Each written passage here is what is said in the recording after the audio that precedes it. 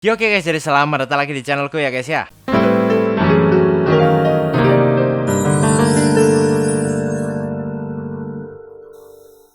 Nah, oke guys ya, jadi di video kali ini seperti biasa aku akan kembali membuat konten reaction. Dan di video kali ini aku akan mereaction lagi karya dari Kok Bisa guys ya. Karena apa? Karena kita minggu ini belum belajar apa-apa guys ya. Karena kemarin-kemarin kan aku sempat gak upload video 2 hari itu cukup lama. Jadi ya kita harus belajar guys ya, mumpung hari ini hari Sabtu. Hari Sabtu kan besoknya hari Minggu, berarti kan libur. Jadi kalian ya bisalah belajar sekarang ya. Oke, jadi ya udah daripada kelamaan, kita langsung lihat aja ke Kok Bisanya. Kita lihat kenapa Rusia gila-gilaan menyerang Ukraina. Nah ini guys ya, buat kalian yang nggak tahu ya, aku tahu sih sebenarnya kenapa Rusia nyerang. Cuma buat kalian yang nggak tahu silahkan ditonton. Atau mungkin ada fakta yang belum aku tahu, bisa jadi kan? Ya. Ini berita ya ceritanya. Perang Rusia dan Ukraina telah meletus. Ribuan korban udah melayang. Gedung-gedung kebakaran. Serangan udara terus datang. Tapi sebenarnya, kenapa semua ini bisa terjadi? Kenapa Rusia bisa nyerang Ukraina? Dan benarkah perang dunia ketiga udah di depan mata? Tergantung kalau perang dunia ketiga tergantung. Oke, sebenarnya untuk ngerti isu ini, kita mesti lihat ke belakang. Betul. Yang pasti, para ahli udah berpendapat kalau konflik ini sebenarnya berpusat di satu orang. Yes, of Putin, course. sang presiden Rusia, tentang masa lalu dan juga warisannya. Yes. Inilah kisahnya. Betul. Nah, ini kalian dengerin ya. Singkat cerita, tahun lalu Putin nerbitin sebuah tulisan. Yang intinya dia cerita bagaimana Rusia dan Ukraina itu menurutnya berasal dari akar kebudayaan yang sama. Betul. Jadi mereka itu ibarat saudara sebangsa. Betul. Apalagi dua ini juga pernah kegabung di negara super besar bernama Uni Soviet. Betul. Tapi dulu sehabis Perang Dunia Kedua, pecah. Uni Soviet itu ibarat raksasa.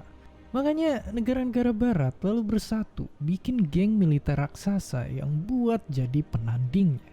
Namanya adalah NATO. Yes. Nah, kedua raksasa ini puluhan tahun perang dingin yang sebenarnya nggak berkaitan sama es ataupun salju. Ya. Sampai akhirnya Uni Soviet pecah. Yoi. Dan Putin ngelihat perpecahan ini sebagai bencana besar. Betul. Mimpi buruk dia semakin terwujud pas ngelihat negara-negara dekat Rusia seiring waktu ikut bergabung dengan NATO. Betul. Bagaimana dengan Ukraina sendiri? OTW mau diajak. Penduduk sana yang perlahan-lahan pengen mihak Barat. Makanya dulu waktu presiden mereka ngejauh dari Barat dan justru dekat sama Putin, rakyatnya justru pada kesel. Mereka demo besar dan ngelengserin sang pemimpin. Ujungnya Rusia mencaplok sebagian area Ukraina biar tetap bisa punya pengaruh di sana. Dari sinilah hari-hari gak berjalan tenang. 5 tahun kemudian, seseorang berlatar komedian berhasil dapat kepercayaan jadi presiden. Ya, Zelensky. Sejak itu juga, ternyata angin berbalik. Ukraina justru deket lagi sama NATO. Yang perlu kita tahu, NATO itu punya peraturan kayak begini. Kalau ada satu anggotanya jadi serang, seluruh anggota lainnya akan ikut berperang. Makanya, ngelihat tetangga paling dekat malah main sama geng lawan, Putin jadi nggak nyaman. Habis itu benar aja, Rusia dalam tanda kutip nodongin senjatanya ke Ukraina sambil Putin nuntut beberapa permintaan.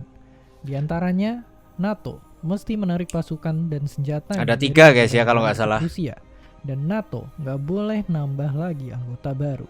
Oh ini cuma 2 kan? Ada 3 guys harusnya kalau nggak salah. Ada 3 syarat dari Putin. Tinggi dunia pun ngasih peringatan kalau Rusia bakal nyerang dalam hitungan hari. Dan sayangnya kita semua tahu prediksi itu akhirnya jadi kenyataan. Yes. Malam itu Putin ngakuin 2 daerah Ukraina sebagai negara merdeka dan gerakin tentaranya ke sana.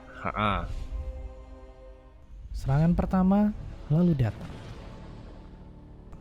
Presiden Ukraina langsung berlakuin darurat militer. Seluruh warganya dihimbau berlindung di rumah atau bunker peninggalan perang. Tapi kondisi terus saja menjepit. Ya nggak bisa lah. Pemimpin pun menyerukan warganya untuk ikut berjuang bela negaranya. Sikat. Pertarungan pun berjalan sengit. Semua mata dunia tertuju ke mereka. Sikat, hajar. Oke, jadi ujungnya gimana kelanjutannya? Apakah bakal jadi perang dunia ketiga dan Indonesia juga ke bawah-bawah? Singkatnya, belum tentu. Yes, waktu tergantung. Video ini dibikin, Rusia dan Ukraina sama-sama masih sendiri. Yes. Negara-negara lain mulai nunjukin mihak kemana. Tapi sementara Indonesia nggak dulu. Katanya kita mengecam perang. Tapi kita juga nggak akan lepas dari dampak isu ini.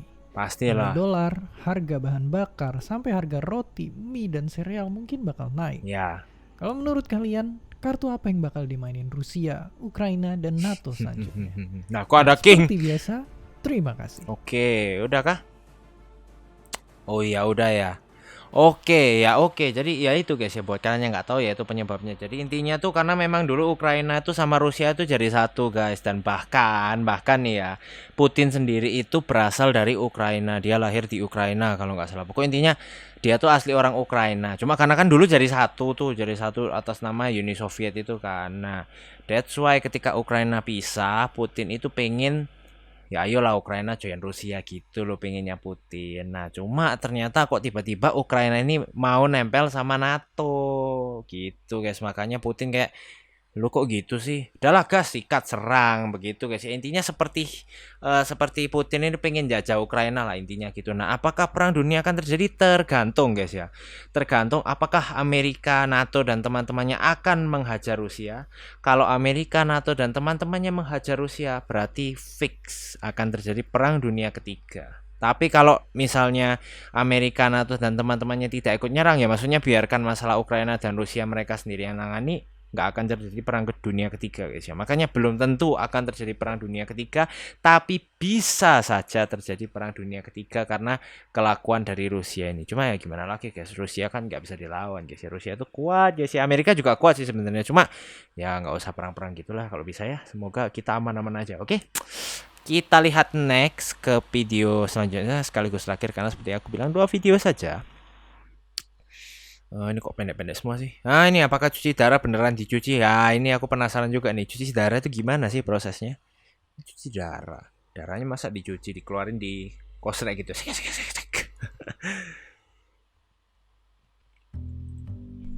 Mungkin kita sering dengar istilah ini. Yo. Cuci darah. Betul. Ya, sekilas emang agak serem kalau kita ngebayangin ada mesin cuci yang isinya merah-merah semua. Oh, Jadi darahnya apa cuci dicuci darah gitu itu ya? Beneran dicuci? Atau sebenarnya cuma perandaian aja, kayak cuci otak dan cuci mata? Perandaian lah pasti, gak mungkin lah dicuci lah. Cuma aku penasaran, gimana?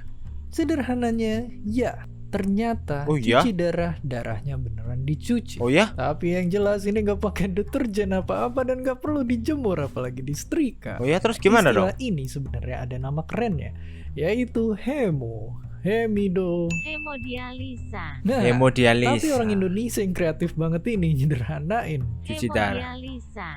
Jadi cuci darah. Oke, kenapa darah hemodialisa. kita perlu dicuci? Emangnya ada noda membandel di darah kita? Lemak harusnya, nggak tahu sih. Kayak baju kotor yang ada nodanya, kandungan di darah juga nggak semuanya bersih. Nah, mereka itu perlu dibuang.